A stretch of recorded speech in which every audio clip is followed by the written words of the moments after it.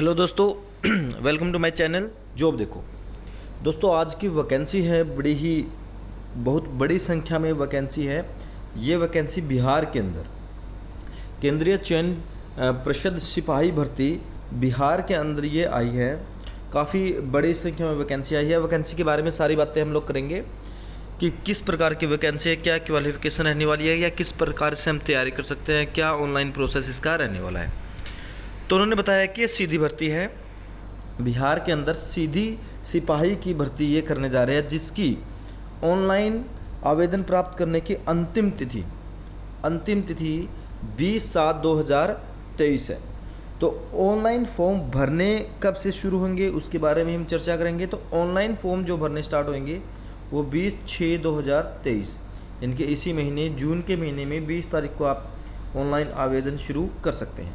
अगर मैं बात करूं भर्ती की, तो ये भर्ती परमानेंट भर्ती है, ठीक है। रेगुलर बेसिस पे ये भर्ती है। इस भर्ती का जो वेतनमान रहने वाला है 21,700 से लेकर 69,100 तक रहने वाला है। यानी कि अगर मैं मोटी मोटी बात करूं तो आपको ज्वाइनिंग के टाइम में लगभग 27,000 आपके इन हैंड कैश आने वाला है, यानी कि आपकी सैलरी इतनी रहने वाली है। जो ये भर्ती है अलग अलग जैसे विभागों के अंदर है, यानी कि अलग अलग तरह के, जैसे गृह विभाग के अंदर है, ठीक है, या फिर किसी भी संशोधित विभाग के अंदर है। कि इस प्रकार से सभी जो सूचना है इन्होंने अपनी दे रखी है, ठीक है।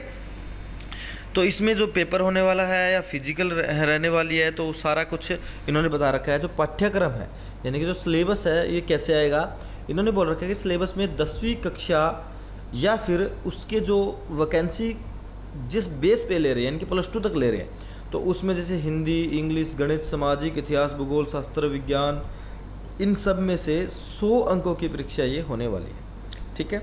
मैं आपको एक बात और बता देता हूँ कि आपको ये परीक्षा पास करने के बाद में जो फिजिकल होगा उसमें परीक्षा में अगर आपके 30% अंक नहीं आते हैं तो आप फिजिकल में नहीं जा पाओगे, ठीक है। और फिजिकल में परीक्षा पास करने के बाद में 5 गुना कैंडिडेट को बुलाया जाएगा आगे चयन प्रक्रिया के लिए। इंटरव्यू वगैरह इसमें नहीं होगा, उसके बाद में डायरेक्ट होने वाला है। देखिएगा इन्होंने बोल रखा है लिखित परीक्षा में 30% से कम अंक प्राप्त करने वाले अभ्यर्थी शारीरिक दक्षता परीक्षा के लिए अघोषित किए जाएंगे। यानी कि जो आपका फिजिकल होना है उसके लिए आपको परीक्षा में 30% अंक लेने बहुत ज़्यादा जरूरी है, ठीक है। तो उन्होंने लिख रखा है कि लिखित परीक्षा अंतिम मेगा सूची का आधार नहीं होगी, क्योंकि अगर लिखित परीक्षा फाइनल मेरिट लिस्ट नहीं माना जाएगा, क्योंकि उसके बाद क्या होनी है, फिजिकल होनी है। फिजिकल के बाद, मेडिकल के बाद ही आपको फाइनल सिलेक्शन के लिए माना जाएगा। तो अभ्यर्थियों के लिए जो आवश्यक क्वालिफिकेशन है, शैक्षणिक योग्यता है, वो क्या रहने वाली है, +2। आप +2 पास होने चाहिए किसी भी रिकॉग्नाइज्ड बोर्ड से, ठीक है। उम्र की बात करें तो इन्होंने बोला है कि अभ्यर्थियों की उम्र दिनांक 1/8/2022 के अकॉर्डिंग कितनी होनी चाहिए, ये देखिएगा। आपकी अधिकतम उम्र 25 और न्यूनतम उम्र कितनी होनी चाहिए, 18 होनी चाहिए। ओबीसी के लिए 27 साल मैक्सिमम हो सकती है, और एससी के लिए 25 और 3 लगा लो, 25 और 5 30 साल मैक्सिमम ये हो सकती है, क्योंकि ओबीसी को 3 साल का और एससी को 5 साल का आरक्षण मिलता है, ठीक है। तो मुख्य बातें मैंने बता दी है। देखिएगा ये लिख रखा है इन्होंने 30 साल। तो मुख्य बातें फ़िलहाल यही हैं। अगर आप बात करें इसकी शारीरिक मापदंड की, तो आप सिपाही लगने के लिए आपका शारीरिक मापदंड कैसा होना चाहिए उसके लिए मैं आपको बता देता हूँ। आपकी जो हाइट है 165 सेंटीमीटर होनी चाहिए सामान्य श्रेणी के लिए, ठीक है। पिछड़ा वर्ग के लिए आपकी हाइट 160 सेंटीमीटर होनी चाहिए, और अनुसूचित जाति के लिए भी आपकी हाइट 160 सेंटीमीटर होनी चाहिए। महिलाओं के लिए सभी वर्गों के लिए हाइट 155 सेंटीमीटर होनी चाहिए, क्योंकि 155 सेंटीमीटर से कम हाइट बहुत कम हो जाती है। 5 फुट 2 इंच से कम आपकी हाइट नहीं होनी चाहिए, ठीक है। सीना यानी कि अगर मैं चेस्ट की बात करूं, पुरुषों के लिए 81 सेंटीमीटर चेस्ट होनी चाहिए। फुलाव के साथ 5 सेंटीमीटर का अतिरिक्त फुलाव उसमें होना चाहिए, ठीक है। इसी तरह से अन्य पिछड़ा वर्ग के लिए फुलाव बिना फुलाव के 81 और वो भी 86, यानी कि सेम इन्होंने बोल रखा है, ठीक है। महिलाओं के लिए ऐसी कुछ कंडीशन होती नहीं है। अनुसूचित जाति के लिए उन्होंने एससी के लिए 79 सेंटीमीटर क्या होने चाहिए बिना फुलाव के, और 84 सेंटीमीटर क्या होना चाहिए फुलाव के साथ में वो होने चाहिए। ठीक है, इन्होंने बोला महिलाओं के अभ्यर्थियों के लिए ये कंडीशन नहीं है।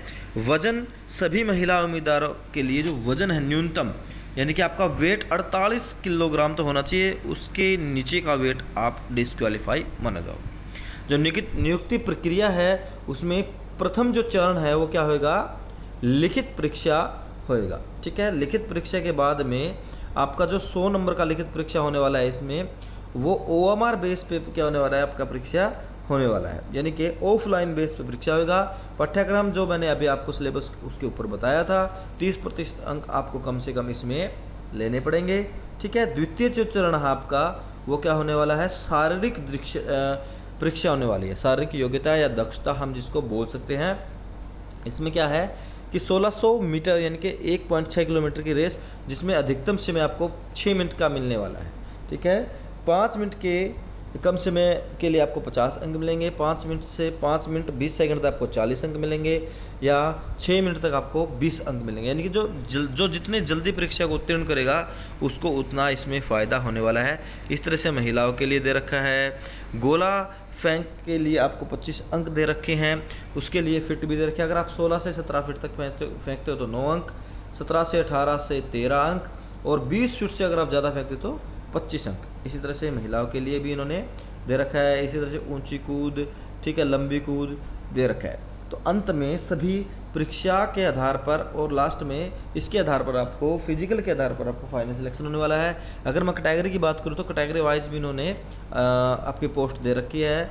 जो जनरल कैटेगरी के 8556 है, आर्थिक रूप से EWS की 2140 है, अनुसूचित जाति के लिए आपकी 3400 है, अनुसूचित जनजाति के लिए 228 है, और पिछड़ा वर्ग के लिए 4842 पोस्ट इन्होंने रखी है। ठीक है, तो इस तरह से आप अपना तैयारी कर अपनी परीक्षा देकर बिहार पुलिस में नौकरी कर सकते हैं। Thank you.